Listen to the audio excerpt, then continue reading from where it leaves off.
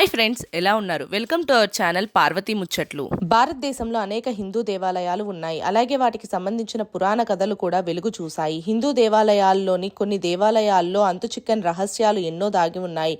అటువంటి ఆలయం భారతదేశంలోని దక్షిణ ప్రాంతంలోని దాలిలో ఉంది. ఈ ఆలయంలో ఇప్పటికీ ఎన్నో అంతుచిక్కని మిస్టరీలు దాగి ఉన్నాయి. ఆ మిస్టరీలు ఏంటో, ఆ ఆలయం ఎక్కడ ఉందో ఇప్పుడు మనం తెలుసుకుందాం. కర్ణాటకలోని దాలిలోని అద్భుతమైన వేణుగోపాల స్వామి ఆలయం ఉంది.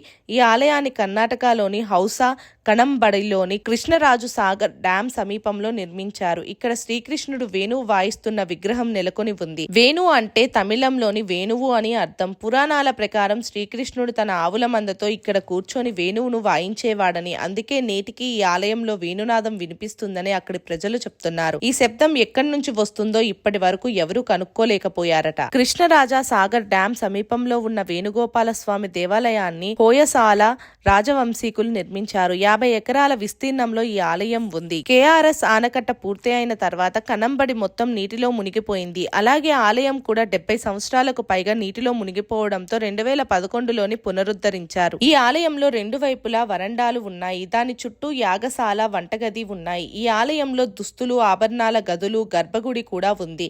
ప్రవేశ ద్వారం ఎదురుగా ఉన్న గదిలోని శ్రీకృష్ణుడి చిత్రపటం, దక్షిణంగా ఉన్న గదిలోని గోపాలకృష్ణుని విగ్రహం ఉన్నాయి.